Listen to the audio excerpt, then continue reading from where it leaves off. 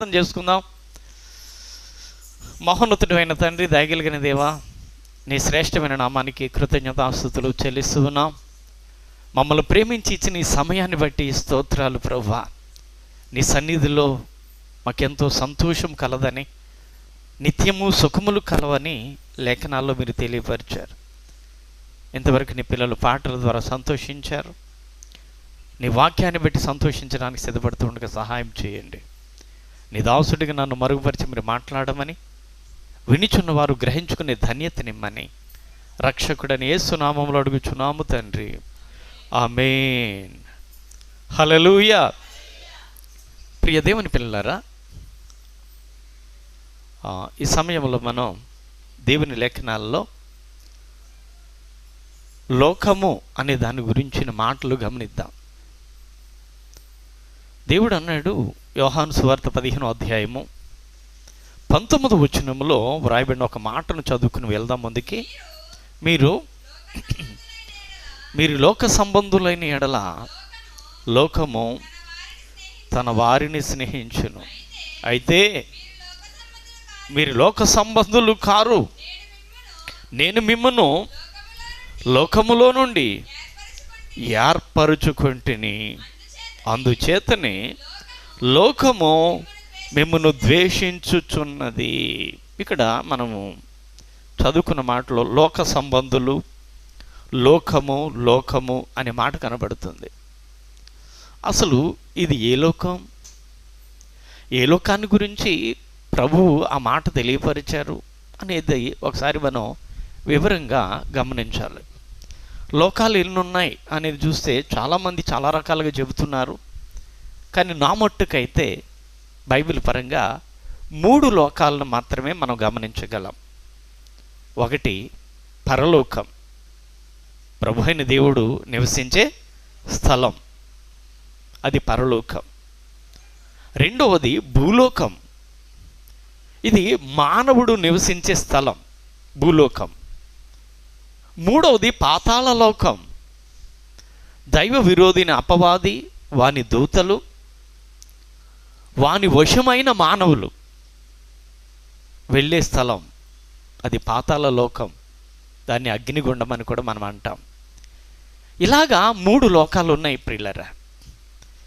ఈ 3 లోకాలలో ఇప్పుడు చదువుకున్న లోకం ఏ లోకం అంటారు? ఏ లోకమని మనం గమనించాలి?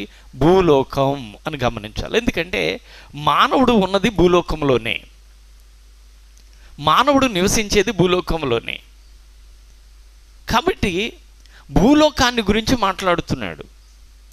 నేను భూమి మీద మిమ్మల్ని లోకములో నుండి నేను మిమ్మల్ని ఏర్పరచుకొంటిని అని అంటున్నాడు దేవుడు. ఏం చేశాడట? ఏర్పరచుకున్నాడట. ఏర్పరచుకోవడం అంటే ప్రత్యేకించుకోవటం. నీవు నా బిడ్డవు అని దేవుడు ప్రత్యేకించుకోవడం, దాన్ని ఏర్పాటు చేసుకోవడం అంటారు. అలాగే దేవుడు మనల్నట లోకములో నుండి ఏర్పాటు చేసుకున్నాడటండి ప్రియులారా. ఒకసారి మనము 3 లోకాల్లో పరిస్థితుల గురించి ఆలోచన చేద్దాం. పరలోకంలో ఏముంటుంది అని అంటే ఎల్లప్పుడూ స్తుతి ఉంటుంది. దేవాతి దేవుడిని పరిశుద్ధుడు పరిశుద్ధుడు పరిశుద్ధుడు అని గాన ప్రతిగానాలు చేస్తూ ఉంటారు పరలోకంలో. మరి పాతాళ లోకంలో ఏముంటుంది అని అంటే వేదన ఉంటుంది. ఎప్పుడు కూడా బాధలతో కేకలు వేస్తూ అరుస్తూ ఉంటారు, యాతన పడుతూ ఉంటారు. ఏమండి? అది పాతాళ లోకంలో ఉన్న పరిస్థితి. మరి భూమి మీద ఏముంది అని అంటే ఈ లోకంలో ఉన్నదేంటో యోహాను పత్రికలో చెబుతున్నాడు. ఒకసారి మనం చూద్దాం ప్రియులారా. యోహాను వ్రాసిన మొదటి పత్రిక 2వ అధ్యాయము 16వ వచనాన్ని చదువుదాం. లోకములో ఉన్నది అంతయు అనగా శరీరాశ, నేత్రాశ, జీవపు డంబము, ఇవి తండ్రి వలన పుట్టినవి కావు. గమనించండి, పరలోకంలో ఏముందో, పాతాళ లోకంలో ఏముందో విన్నాం. ఇప్పుడు భూమి మీద ఏముంది అని అంటే ఇక్కడ అంటున్నాడు, ఈ లోకములో ఉన్నదంతా శరీరాశ, నేత్రాశ, జీవపు డంబములు అంటున్నాడు. ఇవట తండ్రి అయిన దేవుని వలన పుట్టినవి కావట. లోకములు మానవులు దేవుని వలన పుట్టింపబడ్డారు, దేవుని వలన పోషింపబడుతున్నారు, దేవుని వలన సంరక్షింపబడుతున్నారు.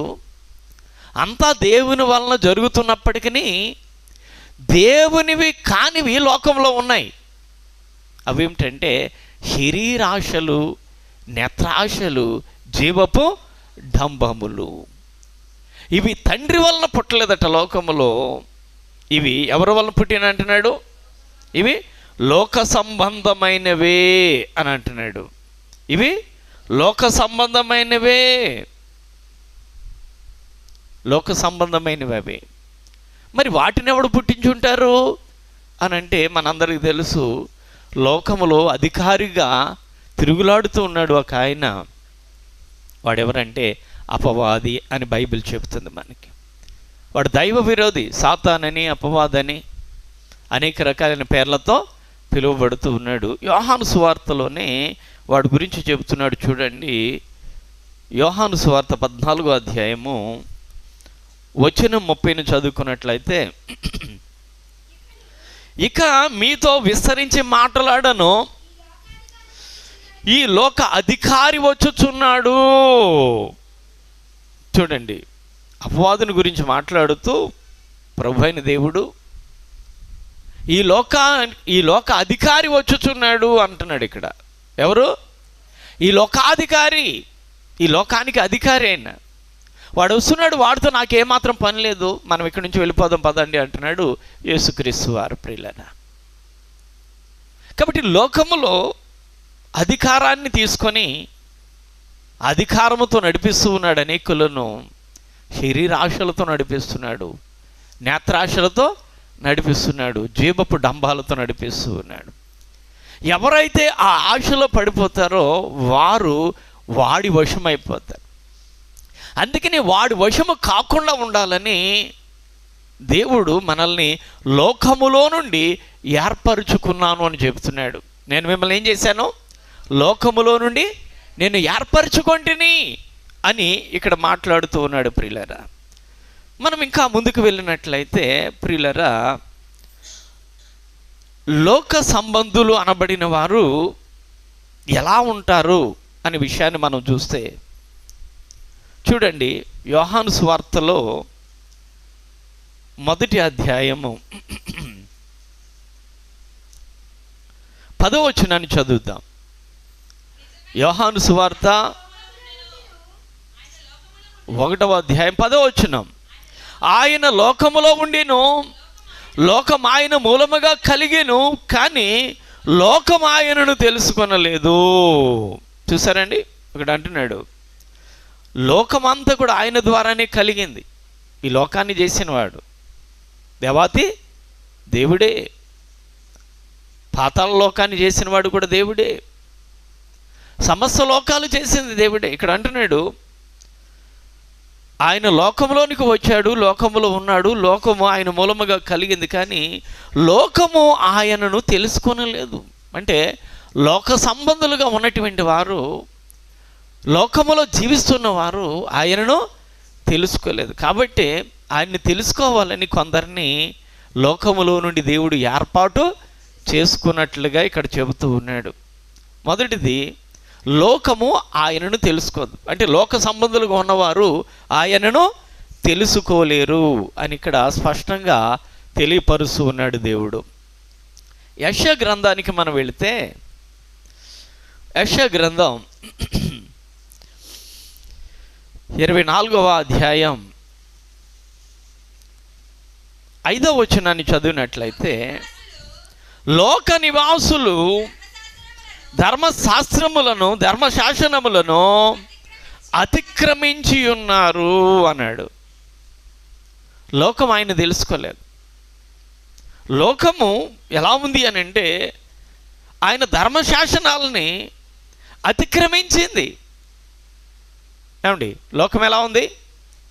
ఆయన ధర్మశాస్త్రాన్ని, ధర్మశాసనాలని లోకం అతిక్రమించింది. ఎందుకంటే అపవాది వశమైంది కనుక. ఈ అపవాది మనుషులందరినీ కూడా వాడు వశం చేసుకొని దేవుని మాటను వినకుండా చేస్తూ అనేకులు ఆయన ధర్మశాసనాలకు లోబడకుండా చేస్తూ ఉన్నాడు. కాబట్టి లోకము ఎలా ఉందంటే ఆయన తెలుసుకోలేదు, ఆయన శాసనాలకు లోబడటం కూడా లేదు. ఇంకా మనం చూస్తే ప్రియులారా, రోమపత్రిక నుండి చూసినప్పుడు లోకములో ఇంకా ఏముంది అనేది మనం గమనిస్తే, రోమపత్రిక 5వ అధ్యాయము 13వ వచనానికి వెళదాం. ఎలయనగా ధర్మశాస్త్రము వచ్చిన దనుక పాపము లోకములో ఉండెను. గమనించాలి, మనం లోకములో ఏముంది అని అంటే పాపము ఉంది. పాపాన్ని ప్రేరేపించి అపవాది ఉన్నాడు. కాబట్టి దేవుడు లోకము ఆయన తెలుసుకోలేదు, పాపంతో నిండి ఉంది కనుక నిన్ను నన్ను కూడా దేవుడు ఏం చేశాడు? ఏర్పాటు చేసుకున్నాడు. ఇంకా మనం ముందుకు వెళ్ళిపోతే ప్రియులారా, దేవుడు చెబుతున్నాడు, లోకమట తన జ్ఞానము చేత దేవుణ్ణి ఎరగనందువల్ల దేవుడు సువార్తని వెర్రితనము చేత తన వారు గుర్తించేటట్లు చేస్తున్నాడట. 1 కొరింథీ పత్రిక 1వ అధ్యాయము 21వ వచనానికి వెళదాం. దేవుని జ్ఞానానుసారముగా లోకము తన జ్ఞానము చేత దేవుని ఎరగకుండినందున సువార్త ప్రకటన అని వెర్రితనము చేత నమ్ము వారిని రక్షించుట దేవుని దయాపూర్వక సంకల్పమాయెను. చూడండి, ఇక్కడ మనం చదివినప్పుడు లోకమటండి తన జ్ఞానము చేత దేవుణ్ణి ఎరగనందువల్ల సువార్త ప్రకటనని వెర్రితనము చేత నమ్మిన వారిని రక్షించడం దేవుని దయాపూర్వక సంకల్పం అటండి. సువార్త అనే వెర్రితనం, అందుకనే లోకానికి సువార్త వెర్రితనంగా ఉంటుంది. దేవుని సన్నిధికి రాని వాళ్ళు దేవుని మాటల్ని అపహేళన చేస్తారు. మైకులు వింటున్నారు అనుకోండి, కొంతమంది దేవుడు అంటే భయభక్తులు కలిగి ఉండి జాగ్రత్తగా వినేవాళ్ళు ఉంటారు. మరికొంతమంది అపహాస్యం చేస్తూ ఉంటారు. చెప్పబడిన ప్రతి మాటను కూడా వాళ్ళు లోకానికి పోల్చుకొని వాళ్ళు ఏం చేస్తారంటే అపహసిస్తూ ఉంటారు ప్రియులారా. అందుకని ఇక్కడ అంటున్నాడు, తన జ్ఞానము చేత లోకము ఆయనను ఎరగలేదు. అందుకని వెర్రితనం. ఇప్పుడు సువార్త లోకానికి వెర్రితనం, కానీ నీకు నాకైతే అది వెర్రితనము కాదు, అది గొప్ప శక్తినిచ్చేది. కాబట్టి ప్రియులారా, లోకము తన జ్ఞానం చేత దేవుణ్ణి ఎరుగలేదు అంటున్నాడు. కాబట్టి మనం ఏం చేయబడాలి అని అంటే లోకానికి మనం సిలువ వేయబడినట్లుగా ఉండాలట అండి. లోకానికి మనం ఎలా ఉండాలి? సిలువ వేయబడిన వారముగా. చూడండి, గలతీ పత్రిక 6వ అధ్యాయము 14వ వచనాన్ని చదువుదాం. అయితే మన ప్రభువైన యేసుక్రీస్తు సిలువ యందు తప్ప మరి దేని యందును అతిశయించుట నాకు దూరమగును గాక. దానివల్ల నాకు లోకమునకు నేనును సిలువ వేయబడి ఉన్నాము. గమనించండి, లోకస్తులు ఉంటే దేవుణ్ణి నీవు ఎన్నటికీ గుర్తించలేవు. ఏమండి? కాబట్టి ఇక్కడ అంటున్నాడు, దేవుని పిల్లలు అనబడిన వారు లోకములోని ప్రత్యేకింపబడిన వారిగా ఉన్నటువంటి వారు ఎలా ఉండాలి అంటే ఇక్కడ అంటున్నాడు, నాకు లోకమునకు నేనును సిలువ వేయబడి ఉన్నాం. ఏమంటున్నాడు? నేను లోకం నాకు సిలువ వేయబడ్డాం అంటే లోకరీతిలో నేను చచ్చిన వాడను. ఏమండి? లోకరీతిలో నేను చనిపోయిన వాడను, ఇంకా లోకానికి నాకు సంబంధం లేదు అన్నట్టుగా మాట్లాడుతున్నాడు పౌలు గారు. మనము కూడా ఈ ప్రత్యేకతను గమనించి ప్రియులారా, లోకానికి మనకి వ్యత్యాసం కలిగి జీవించేటట్లుగా మనం సిద్ధపడాలి. చూడండి, మనం ముందుకు వెళితే మనము లోకము యొక్క మూల పాఠాల విషయమై చనిపోయిన వారముగా ఉండాలి అంటాడు. చూడండి, కొలస్సీలకు రాసిన పత్రిక 2వ అధ్యాయం వచనం 20, మీరు క్రీస్తుతో కూడా లోకము యొక్క మూల పాఠముల విషయమై మృతి పొందిన వారైతే లోకములో బ్రతుకుచున్నట్టుగా మనుషుల ఆజ్ఞలను పద్ధతులను అనుసరించి చేత పట్టుకొనవద్దు, రుచి చూడవద్దు, ముట్టవద్దు అను విధులకు మీరు లోబడనేలా. ఇక్కడ అంటున్నాడు, మీరు లోకం యొక్క మూల పాఠాల విషయంలో మృతి పొందిన వారైతే, సిలువ వేయబడడం అంటే చచ్చిన వారం అని విన్నాము కదా, అలాగ నువ్వు చనిపోయిన వ్యక్తివి అయితే లోకములో బ్రతుకుచున్నట్లుగా మనుషుల ఆజ్ఞలను పద్ధతులను అనుసరించి ఇది చేత పట్టుకోవద్దు, ఫలానిది రుచి చూడొద్దు, ఫలానిది ముట్టొద్దు అనే విధులకు మీరు లోబడనేలా.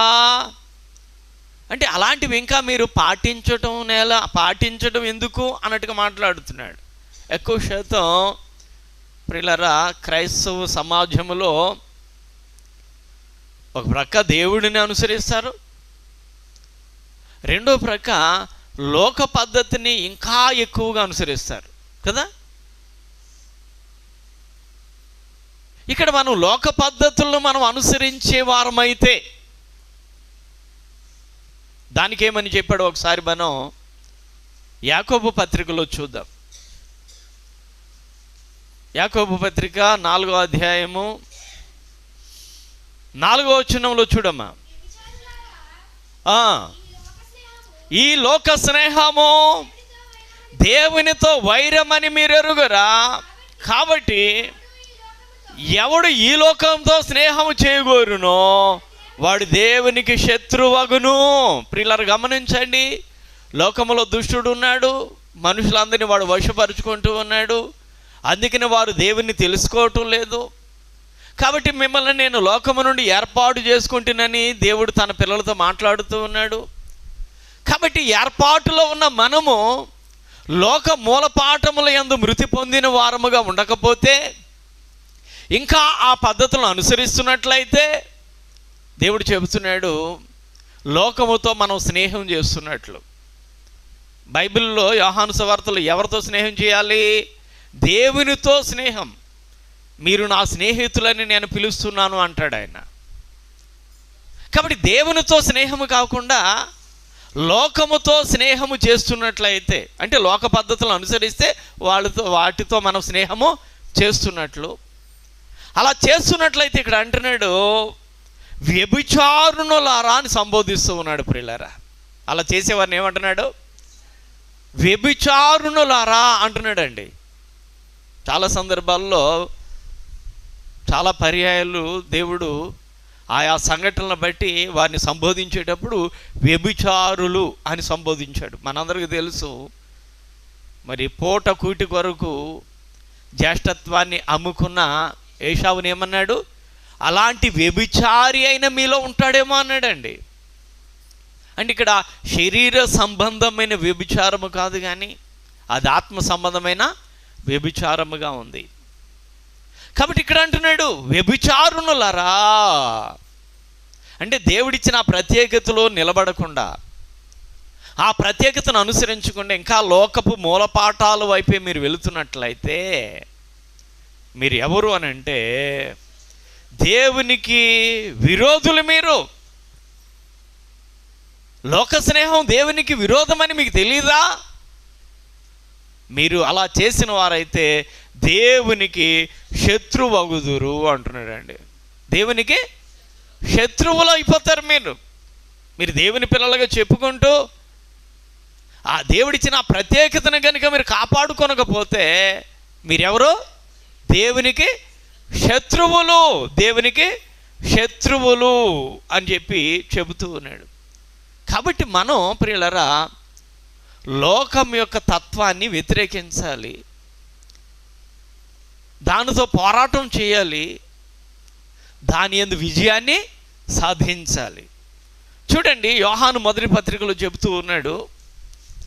యోహాను మొదటి పత్రిక 5వ అధ్యాయము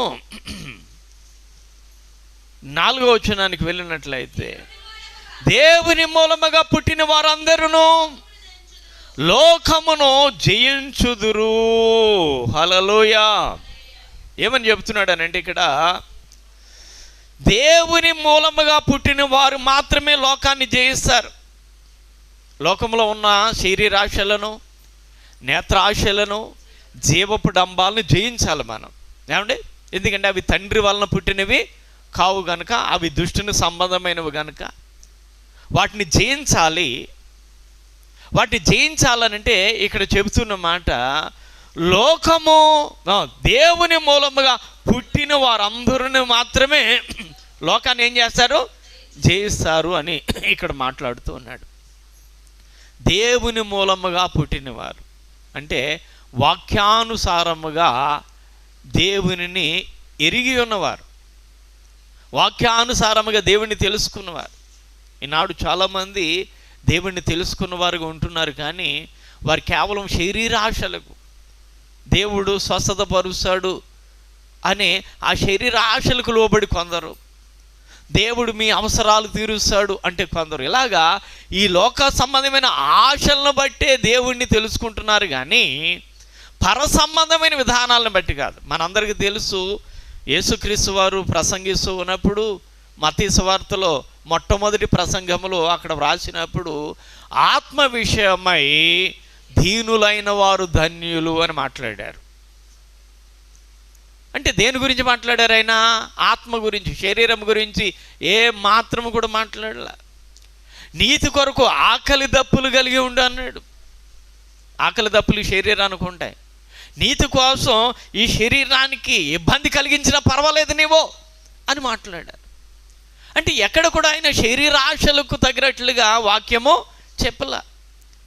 ఈ రోజున అమ్మా, ఆత్మ స్థిరమైనది, ఆత్మ శాశ్వతమైనది, ఆత్మకు చావు లేదు. కాబట్టి ఆత్మ రక్షింపబడాలనంటే ప్రభుని యేసు యొద్దకు రండి, యేసును తెలుసుకోండి. ఈ ఆత్మ రక్షణ కొరకు ఆత్మ మలినము లేకుండా ఉండాలని యేసుక్రీస్తు వాళ్ళు శిలువ మరణము పొంది ఉన్నారు అని చెబితే, దాని గురించి నమ్మేవాళ్ళు మాత్రం ఈనాడు క్రైస్తవులు అనేక మంది కనబడరండి. మీ అప్పులు బాధలు పోతాయి రండి మా దగ్గరకు, మీ అవసరాలన్నీ తీరుతాయి రండి అని ఈ లోక సంబంధమైన ప్రేరేపణ కలిగిస్తేనే వాళ్ళు దేవుని సన్నిధి అనబడిన మందిరాలకు వస్తూ ఉన్నారు. ప్రియులారా, దేవుడేమో నీవు లోకంతో స్నేహం చేస్తే అంటే లోక విషయాలలో, లోక పద్ధతుల్లో నీవు ఉంటే దేవునికి నీ విరోధం అయిపోతావు అని వాక్యంలో చెబుతూ ఉన్నాడు. లోకంలో మనం ఉంటాము, కానీ ఎలా ఉండాలో తెలుసా? ఉదాహరణకి చెరువుల్లో మనం చూస్తాం, చెరువుల్లో తామరాకు ఉంటుంది. అది నీటిలో నుంచి అలాగ పైకి వచ్చి పైన అలాగా ఆ ఆకు కనబడుతుంది. ఆకు మీదకి ఎప్పుడైనా కెరటాలు వచ్చినప్పుడు నీళ్లు కనుక వచ్చినాయి అనుకోండి, ఆ నీటిని దాని మీద ఉంచనివ్వదు, దాన్ని అతుక్కునేటట్టు చేయదు, అది జారిపోయేటట్టుగానే అది ప్రవర్తిస్తుంది. దాని ఉద్దేశం ఏంటంటే మనం తెలుసుకునేది, లోకంలో ఉన్నాము, లోక మాలిన్యము మనకి అంటకుండా మనం జాగ్రత్త పడాలి. అది లోకంలో ఉన్న ఆశలు చెప్పాడు కదండి, అలాంటివి మనలోనికి చొచ్చుకొని రాకుండా, ఏమండి లోకంలో పాపం ఉందన్నాడు కదండి, ఆ పాపం మనలోనికి చొరబడకుండా మనం ఏం చేయాలి? ప్రత్యేకంగా ఉండాలి, మనల్ని మనం కాపాడుకోవాలి. అప్పుడు మనం లోకంలో ఉండి కూడా దేవుని పిల్లలుగా ఉండడానికి అవకాశం ఉంటుంది. అప్పుడు మనం లోకాశలను జయించే వారంగా ఉండే అవకాశము ఉంటుంది. ప్రియులారా, కొంతమంది అట ఏమండి లోక సంబంధమైన మాటలు చెప్తారట అండి. వాళ్ళు ఎవరనంటే బైబిల్లో 4వ అధ్యాయం 1 యోహాను పత్రిక 4వ అధ్యాయంలో అబద్ధపు క్రీస్తులు, అబద్ధపు బోధకులు అని చెప్పి వాళ్ళ గురించి చెబుతున్నప్పుడు ప్రియులారా ఇక్కడ అంటూ ఉంటాడు, 5వ వచనానికి వెళితే, వారు లోక సంబంధులు కనుక లోక సంబంధులైనట్లు మాట్లాడుదురు, లోకము వారి మాట వినును.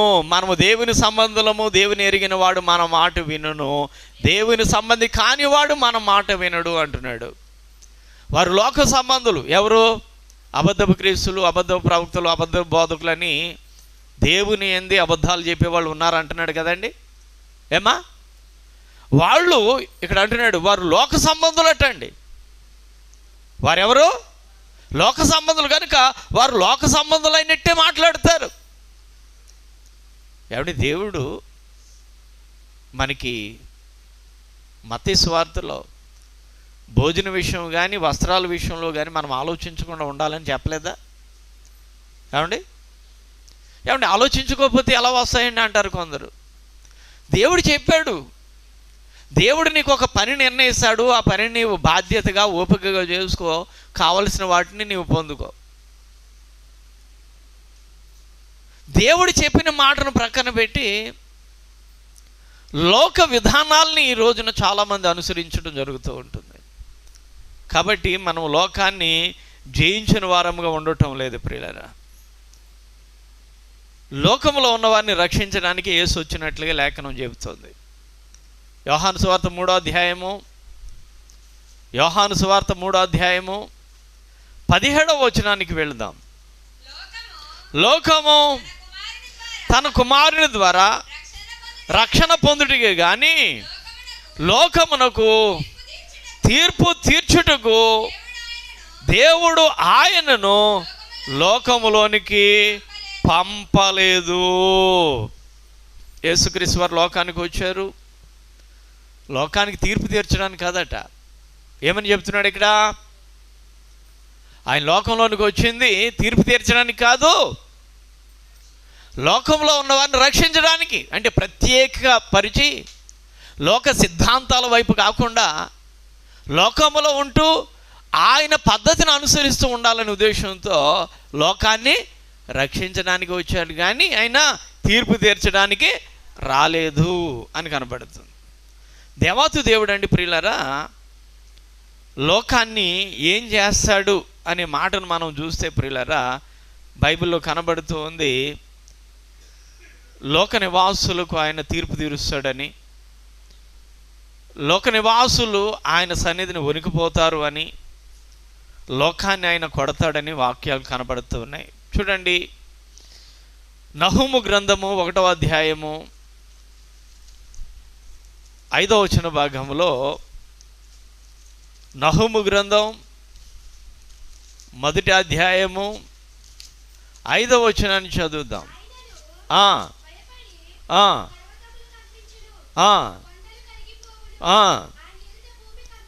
భూమి కంపించును, లోకమును అందరూ నివాసులందరూ వణుకుదురు. ఒకరోజు వస్తుంది, నీవు లోక సంబంధిగా కనుక జీవించావా, లోకపు పద్ధతులు నీవు అనుసరించావా, ఒకనొక రోజున ఏం జరుగుతుందంటే పర్వతాలన్నీ కూడా కంపిస్తాయి. ఏమండి, కొండలు కరిగిపోతాయి, భూమి కంపిస్తుంది. లోక నివాసులు అందరూ కూడా ఏమైపోతారంటే ఒక రోజున వణుకుదురు అంటున్నాడు. ఏమండి, ఒకరోజు వస్తుంది, ఆ రోజున ఏమవుతుందట, లోకంలో ఉన్న వారందరూ వణికిపోతారు, గడగడ గజగజ వణికిపోతారట. అలాంటి పరిస్థితి లోకానికి వస్తుంది అని ఇక్కడ చెబుతూ ఉన్నాడు ప్రియులారా. యెషయా గ్రంథానికి వెళితే, యెషయా గ్రంథం 11వ అధ్యాయం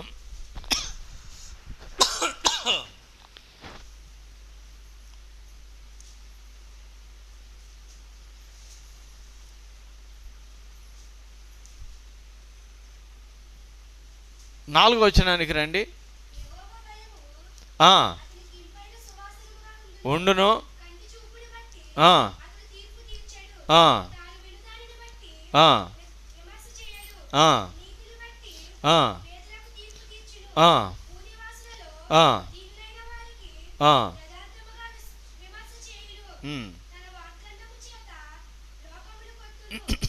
చాలండి. తన వాగ్దండము చేత లోకమును కొట్టును. లోకాన్ని కొడతాడట. వాగ్దండన చేత ఏం చేస్తాడట అండి, లోకాన్ని ఆయన కొడతాడు అని ఇక్కడ చెబుతూ ఉన్నాడు. ఇందాకేమో లోక నివాసులందరూ వణికిపోతారు అని చెబుతున్నాడు. మరొకటి మనం చూస్తే కీర్తన 9 8వ వచనంలో అక్కడ చెప్తున్నాడు,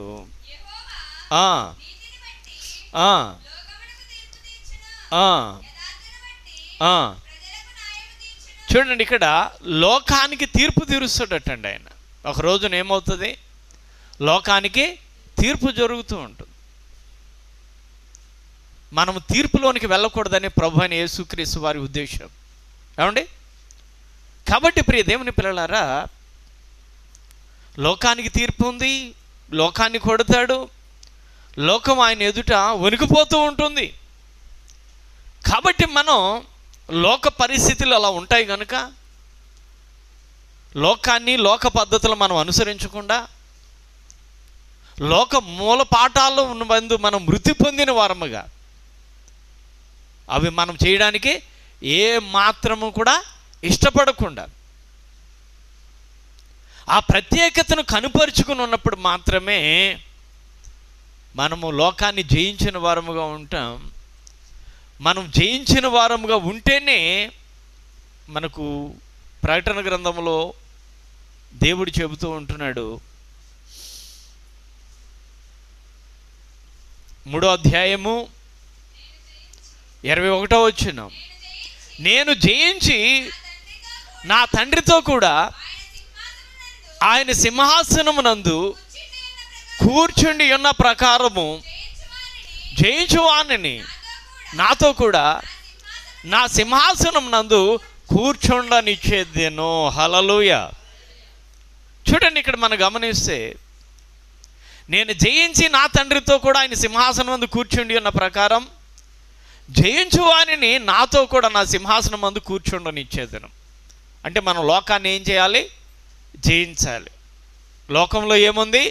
శరీరాశ ఉంది, దాన్ని జయించాలి. లోకంలో ఏముంది? నేత్రాశ ఉంది, దాన్ని జయించాలి. లోకంలో ఏముంది? జీవపు డంబాలు ఉన్నాయి, వాటిని జయించాలి. లోకంలో ఎవరున్నారు? దుష్టుడు ఉన్నాడు, వాడిని జయించాలి.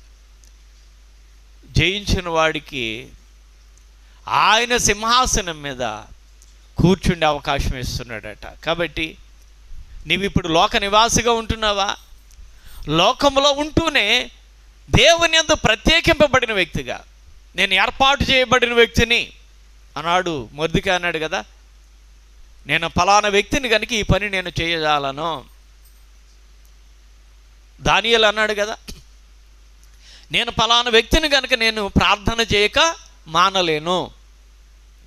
షడ్రకు మేషకు అబేద్నెగోలు అన్నారు కదా, మేము ఫలానా వారము గనుక ఈ పని చేయజాలము.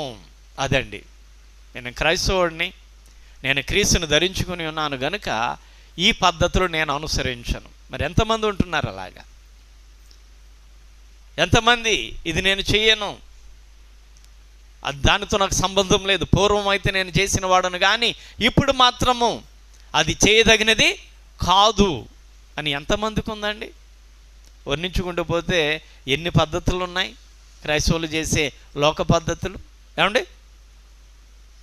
వాటిని కనుక నీవు విడిచిపెట్టకపోతే నీవు ఇంకా లోక సంబంధమే. నీవు లోక సంబంధంగా ఉంటే ఒక రోజున దేవుడు నిన్ను కొడతాడు, దేవుని యందు నీవు వణుకుపోతావు, ఒక రోజున నీకు తీర్పు జరుగుతూ ఉంటుంది. కాబట్టి తీర్పుకు వెళ్లకుండా ఉండాలని ప్రభువారు కోరుకుంటున్నారు కనుక ప్రతి ఒక్కరూ కూడా ప్రియులారా ఆ విషయాలను గమనించుకొని జ్ఞానముగా, వివేకముగా భక్తి చేయడానికి సిద్ధపడాలని కోరుకుంటూ ఇంతటితో ఈ మాటలు ముగిస్తూ ఉన్నాను. దేవుడి కొద్ది మాటలు మన అందరి వినికిడిలో భద్రము చేయునుగాక. నీ ఘనము నీ ఘనము ప్రభు యేసుదే, నీ దశమ భాగము నీయ వినుదీతువా. నీ ఘన